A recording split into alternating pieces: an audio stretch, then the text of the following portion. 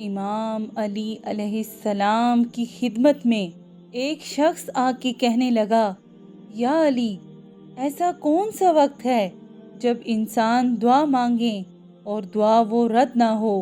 بس یہ کہنا تھا تو امام علی علیہ السلام نے فرمایا، میں نے اللہ کے رسول سے سنا کہ 3 موقع ایسے ہیں جب اللہ دعا رد نہیں کرتا۔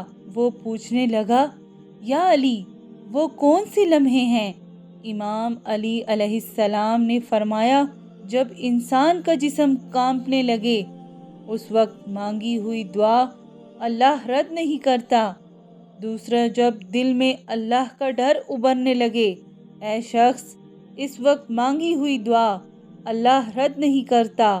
اور تیسرا، جب انسان کی آنکھیں نم ہو جائیں اس وقت مانگی ہوئی دعا اللہ کبھی رد نہیں کرتا۔